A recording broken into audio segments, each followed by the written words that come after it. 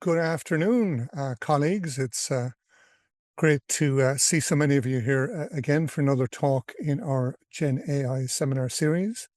We have two speakers for you today.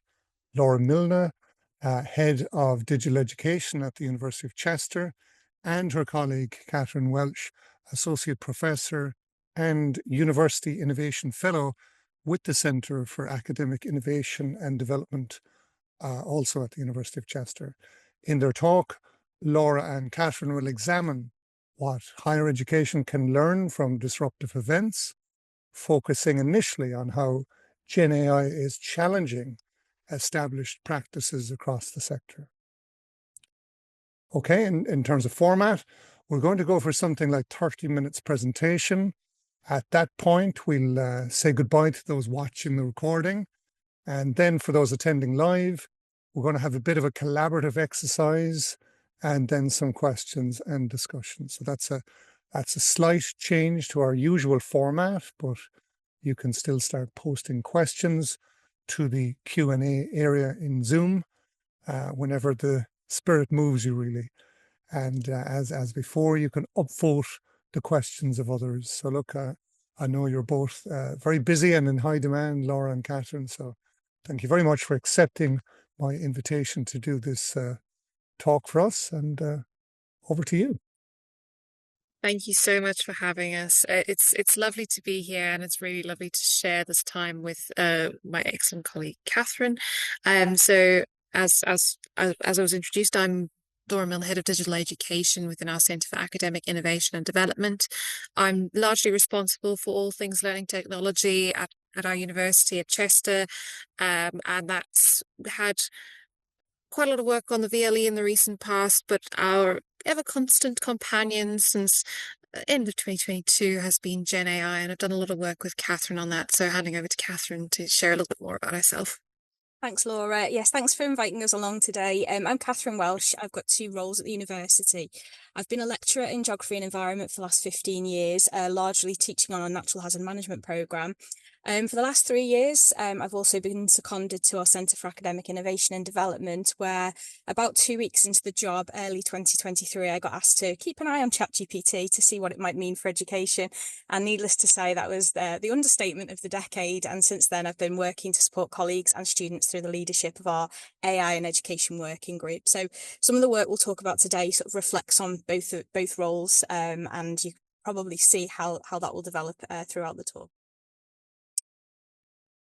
So to start us off with, we're thinking a little bit about the introduction and context, where we've come from, where we're going, and what's been our background throughout this generative AI element that's impacted our teaching, learning, and assessment practices, and indeed business operations at universities. So throughout this session, we're going to first introduce what we've done, where we've been, our reactive journey, the journey so far. We're going to spend a little bit of time thinking about who's on the team. Who do we actually have on our disaster recovery team when we're managing crises that impact us? And then we're going to think about positive panic and preparation, because there is a lot of scope for being overwhelmed by drastic changes as they come through. Gen AI has been a drastic change. We've got other drastic changes that have impacted us. So what are we learning from those things, and how can we plan better for the future? And then at the end, we'll do our activity panic stations, which is a Padlet World Cafe, a liquid cafe type activity. So thinking about the University of Chester's journey, we've got a principles-based approach to generative AI.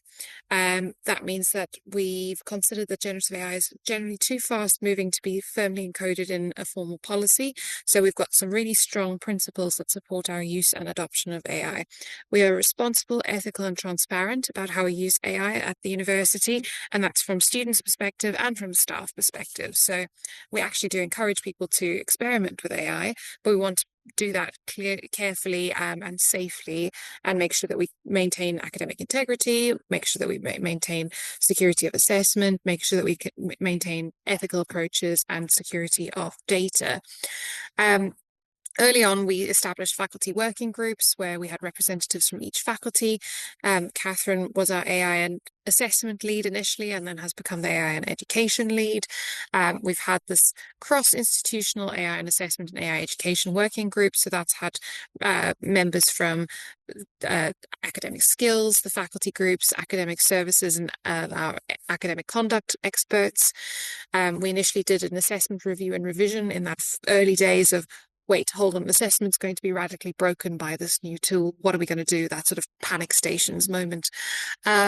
We've developed a generative AI Moodle module, which we've got relatively good use of by our students and also by some staff.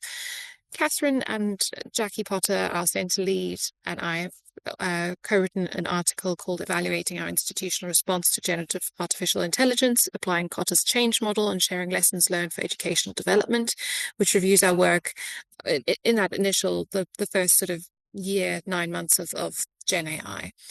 We've also run lots of training and support workshops. We've developed a partnership with a tool called Teachermatic, which is a really good way to experiment safely with generative AI because it's got good training wheels and good data security.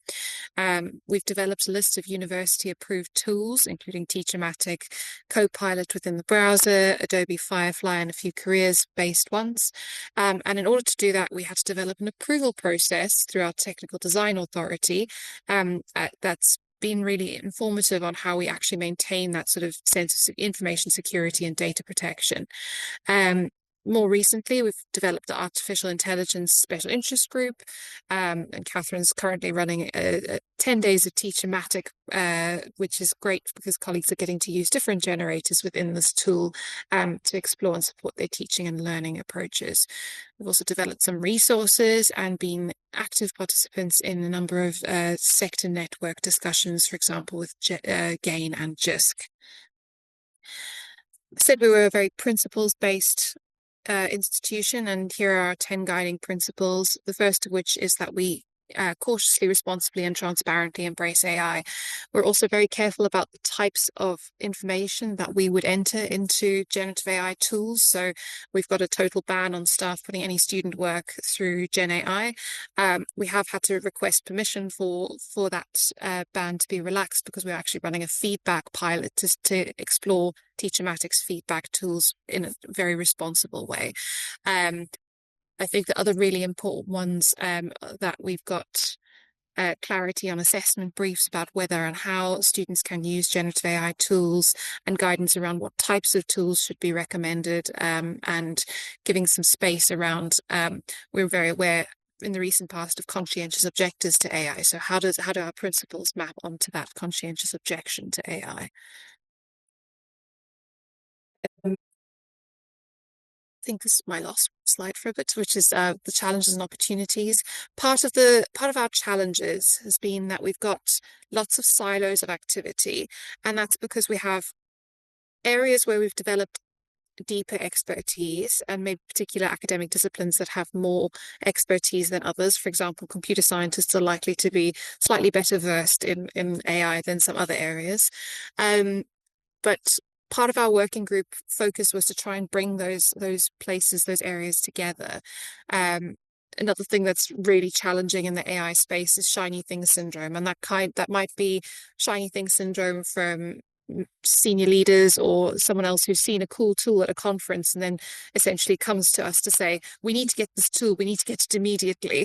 And that's not always the best plan because it doesn't fit into our strategy for AI, or it might not be a safe tool to use, or it might not meet our really stringent criteria. So there's the shiny thing syndrome. That's also a problem with some technologies where they've just added AI to a tool that we've been subscribed to for a long time. So they end up being AI usable by stealth, or added to our list by stealth rather than through intention. In terms of managing the scale of work, it's been really challenging because we've had quite a small team working on this, and Katharine and I have discussed that it would be great to have, I don't know, at least a whole person, if not a whole team, working on AI support for the university, because developing capabilities takes time, and we really want to make sure that staff and students are feeling confident around their tool use. Another major challenge that I'm sure everyone here is familiar with is timelines on systems and processes changes in higher education. Getting stuff approved is a long, slow process, and it always needs to go through 3 committees, which only meet once or twice a year each.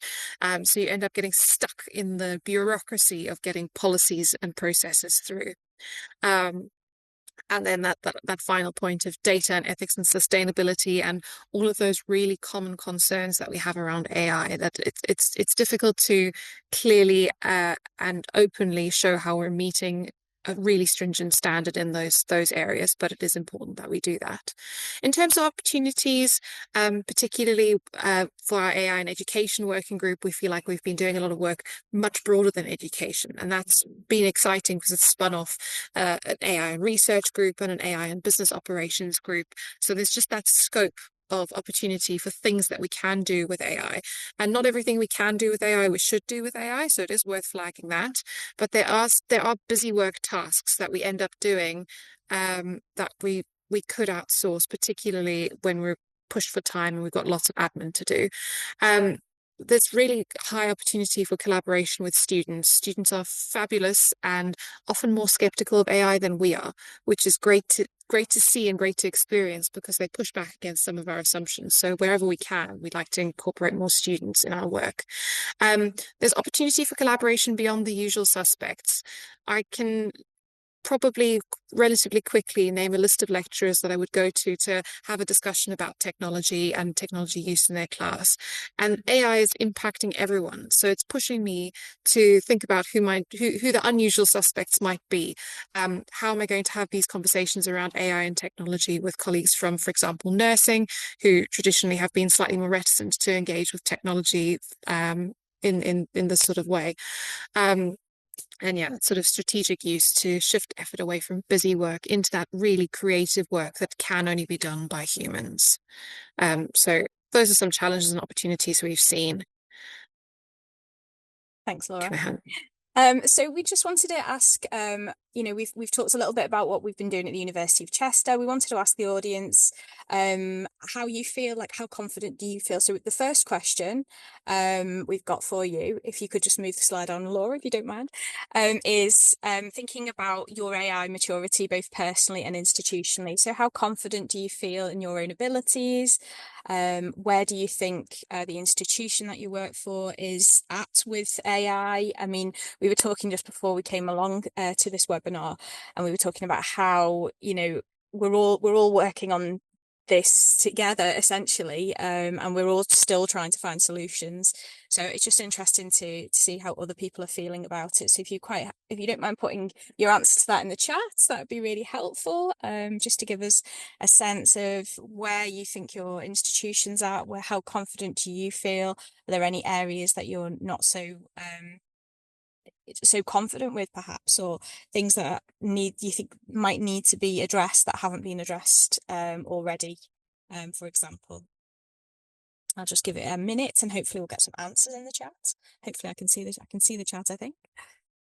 I always feel like whenever I think my maturity is, whenever I feel confident, the game will change on me. So I always feel like I'm going to have room to grow and room to mature, even though, I don't know, I think people at our institution say, oh, you're the AI expert or one of the AI experts. And I go, I'm really not. There's so much space to grow. Mm-hmm. That's it. I think, yeah, there's always, and I think the thing is when you feel like you've just got something under control, 2 weeks later, something new's launched, and yeah, it's trying to figure that out again. So we've got some messages in the chat, which is lovely. Please do feel free to keep adding. So yeah, people still learning. And yeah, another point is about a lot of the focus has been on academic integrity, perhaps rather than opportunity. And I think some of that is perhaps by necessity in the first instance, but I think we're moving to, we very much feel like at Chester, we've had to put some roadblocks in place to secure data, secure academic integrity, try to secure information, that kind of thing. And we're really moving into a phase of trying to identify the opportunities now. So, interesting. Jill says that usage and exposure is different and extremely limited. Lots of people saying a long way to go. I like that description, me, a teenager, sometimes pushing against what was there, trying to find more creative ways of using it. And that's really interesting as well from Marta, saying they feel fairly confident, but don't feel confident where the institution's at. So yeah, so guidelines, principles, that kind of thing. Yeah, I really like the teenager point as well. So the second question kind of follows on from that, and think about, we're all here from I lead our AI in education working group, but who do you think should be in those groups? Who's not in those groups? You might have completely different backgrounds to what, well, you're likely to have a very different background to us. So who do you think should be in those groups? Whose voices should we be listening to? What should we be doing? Who should we be working with? Who isn't there? Who should be there? Please feel free to add those into the chat as well for us.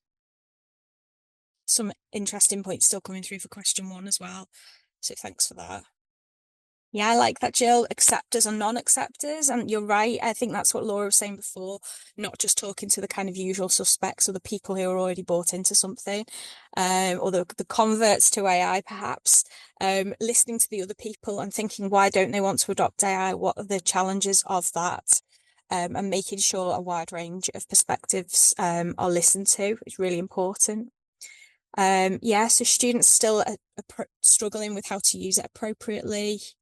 Yeah, students aren't feeling involved. I think that's a really good point, and I think that's probably replicated across a lot of institutions. Sort of pick up on that point. We should be working with the vendors, perhaps, because that's something that's really important. That's moving. Basically, we've had a lot of things that have had AI elements tacked onto them because AI has been really trendy, and it's important that we're able to turn those on and off based on pedagogy. Otherwise, we're driven by edtech developers rather than by pedagogy. Yeah, definitely. So that's really helpful. Yeah, I think working with the vendors is really useful, and we've found that with our partnership with Teachermatic as well.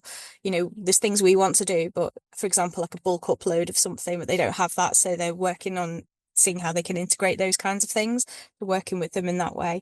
It's great to see so many other points coming through in the chat, which is really, really good. So keep the chat going. We love to see chat. That's really great. But I'm going to move on just to the next slide, because Laura did a similar talk to this at the Just Connect More session last week, and we asked the same question, and quite a few people said the same things that we're all saying here: students, leadership, librarians, industry, suppliers. So there's lots of people who perhaps aren't getting the voice that they should be or need to be having in the institutional working groups. So it's just really flagging an opportunity to think about who else do we need to be reaching out to. And I think that's really, really important. So like I say, please feel free to keep the chat going. Okay, Laura, I'm going to move us on to the next part. And this is really where my two roles start to overlap. So Jackie Potter, who's our Dean for Academic Innovation, published a really good blog post about Black Swan events, which got me thinking about the crossovers between what I do in natural hazard management and the ways in which institutions have had to react and respond to these kind of tech-led events.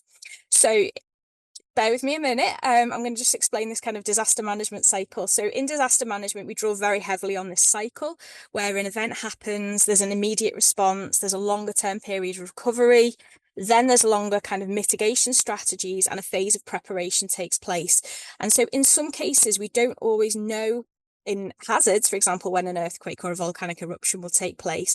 But as scientists, we've got a really good understanding of where they're likely to take place, the work that we can kind of work with the understanding that another event will take place and make preparations for that.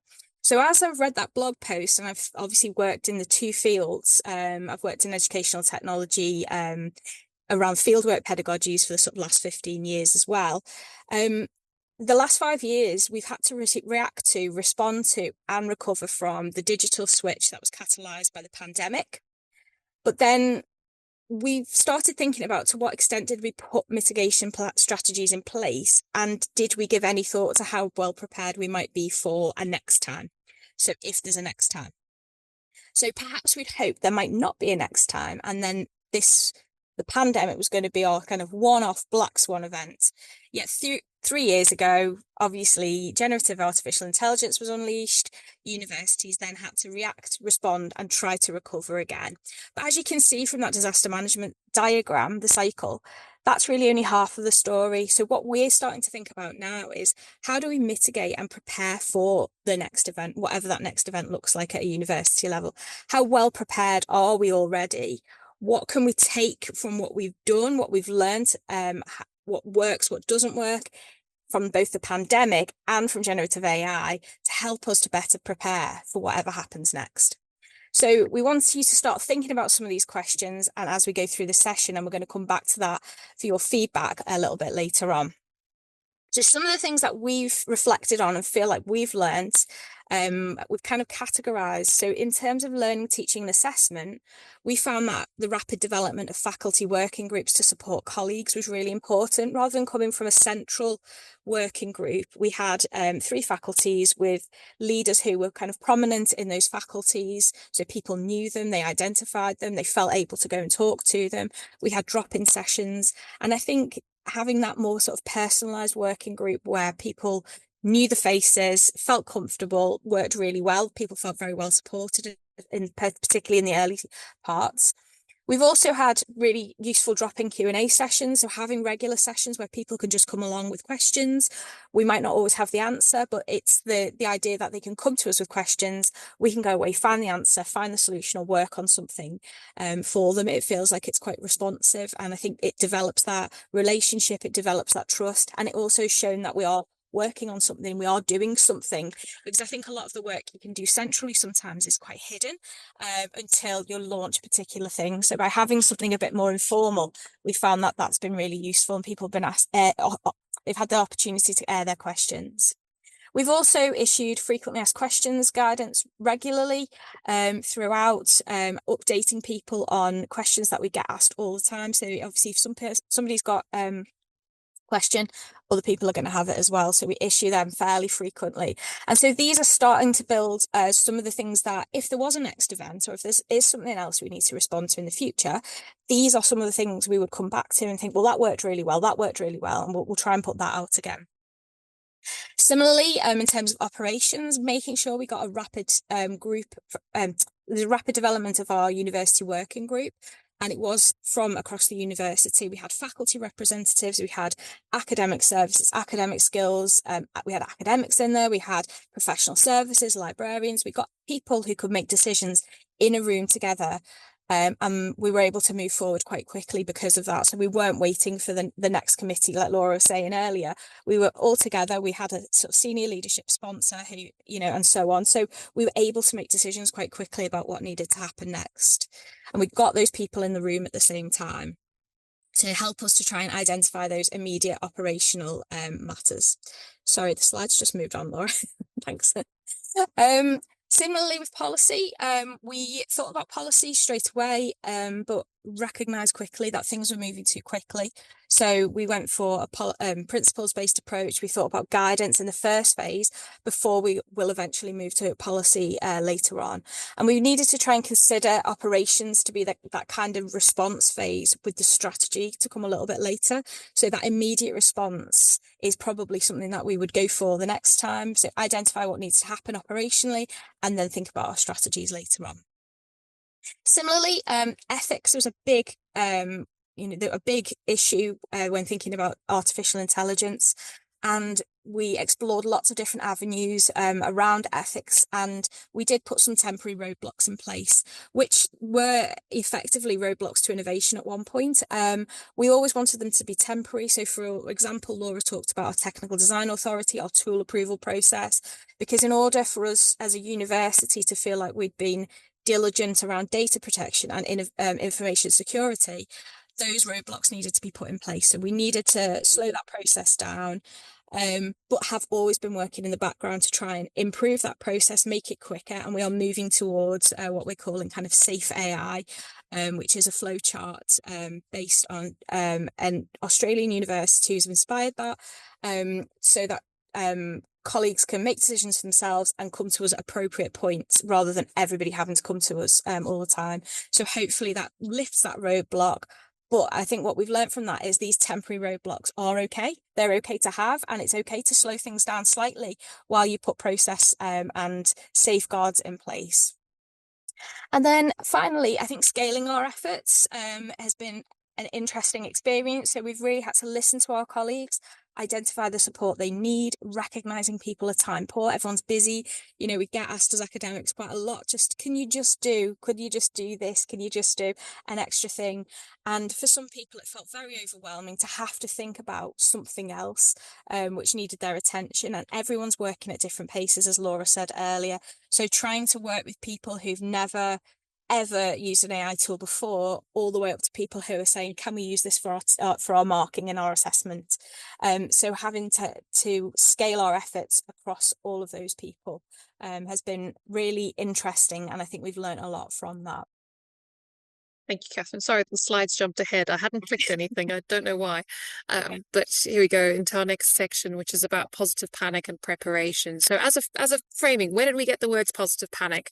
There's a YouTuber called Lena Norms. She's a climate activist. She's an author, and she does a lot of work thinking about the small steps that we can take as individuals to make a big difference. Her sort of strapline, because she does a lot of stuff about books, is there are no books on a dead planet. So what can we do to make small climate steps that make a big impact?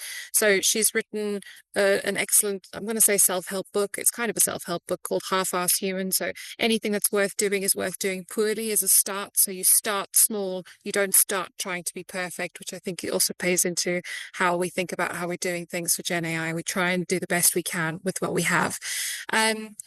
Her positive panic series, she developed some patches like for scouts or guides that you can do a small action yourself and then earn and get a positive panic patch. And so she's got things like switching up your dietary habits to a more environmentally friendly diet, or contacting your local MP to get some government changes. So thinking about those positive panic steps, we grabbed the terms positive panic and then thought about how that relates to our positive panic around generative AI. So in terms of scaling our efforts, it's important that we have sustainable infrastructure that requires collaboration with our digital and IT teams and our policy and process teams. So we've really got to have sustainable infrastructure. It's got to be sustainable in terms of able to be sustained by the people running it. So just one person putting in an absolute epic effort means that it's going to come to an end when that person no longer has capacity to do that work, but also sustainable in terms of the ecological sense. We've got to work on capacity building so that we can have a broader group of people. Can we work on like a train the trainer approach so that we develop centers of excellence or champions in departments? Cross-department collaboration. There's been a lot to say for example, colleagues in our psychology team, working with colleagues in our law team. It's been lovely to see that sort of interdisciplinary pollination, and then strategic growth alignment. So without senior leadership involvement and direction, we would really be in difficulty, and we've had a fantastic senior leader sponsor throughout this whole process. So if that's something that you need in your institution, it's great to influence up so that we actually can make those efforts scalable and sustainable, and it stops being just like little pops of activity. It actually builds into a sustainable, scalable, strategic picture. Yeah, so one of the things that we've really focused on is it can feel quite overwhelming. Like I mentioned before, a lot of colleagues said to me, oh, this is just something else that we need to try and work on. So we've really tried to think about small steps and tried to make the way in which we do things that sort of small level. So this is partly inspired by the kind of positive panic, but also some of the work I was doing in geography around the pandemic, which is thinking about the small changes people made, which actually had quite an important sort of climate impact. So just kind of giving people a bit of agency and empowerment by offering them these small steps in difficult circumstances. And we very much think that these kind of small step approaches can kind of greatly contribute to AI strategy within institutions. So rather than people just feeling powerless about, oh, there's too much to learn, or I have no control over what the AI companies are doing, actually giving them a bit of empowerment by, for example, this is one of the posters we produced. A lot of people were asking questions about the environmental sustainability of AI, and there's so much I've read online, so many different calculations, so many different ways in which calculations have been put together for calculating how much energy or water is aligned to each prompt. And there seems to be a lot of work that needs to be done by AI companies, but that doesn't help the individual. So we've produced this kind of micro steps to using AI in more environmentally sustainable ways, where we were trying to encourage people to reduce their energy use by a tiny bit, to write better prompts, to reduce their need to use AI all of the time for everything, because sometimes people just feel it's overwhelming. The sort of summaries you get at the start of search engines and so on. Now, this is not me saying we shouldn't be using AI. We need to be realistic that people will use AI. All of us are using AI more than we were 3 years ago. And so it's just tiny little steps to make people feel that they are able to have a bit of agency over something which feels quite overwhelming. Similarly, with our pilot projects, rather than going all out for a piece of software or an application of that software, we've run pilot projects to identify what works, what doesn't, and whether something is worth pursuing. And again, that comes back to my point where sometimes that felt like a little bit of a roadblock. But we've always been working to remove those roadblocks over time, because they've been necessary. As we've piloted something, we've thought it does or doesn't work. And, as we talked about that tool approval process, we're also running a feedback pilot to work out the extent to which AI has the potential or not to support feedback for students. And so that's not something we're saying we're definitely going to do. It's something that we're interested in. We're going to explore it. And so by doing it at a small scale, we can start to see the extent to which that will or won't be useful before we take it forward and go, yeah, off you go. You can all use this piece of software to go and mark all your assessments, which is definitely not what we're suggesting. Similarly, the professional development side of it, we've developed prompt cards for colleagues to work on in their own time, because again, we hear so often that colleagues are time poor. So we know people haven't got hours to spend on it. We do run sort of in-person workshops as well, but we've also got a prompt booklet, which is using just giving people ideas for how to refresh their teaching and learning. Teaching, learning and assessment using AI. So people can come in, do something for 10 minutes when they've got a bit of time. And we just say that's a good start. Even if you put an hour in your diary to figure out the possibilities of AI, that's a really big step, and you can do a lot in that time. So breaking it all steps we think has been really useful. And also, through our principles, advocating our inclusive policies, these kind of smallish statements, but actually have quite a big impact. So one of them is about making sure that students have got free tools for accessing anything that staff are doing in their teaching sessions, to make sure everyone has access. So that's kind of our kind of small steps to our sort of thinking about our bigger outcomes, really. Thanks, Katharine. I'm just going to intervene here to say that, as flagged at the outset, we're going to stop the recording at this point.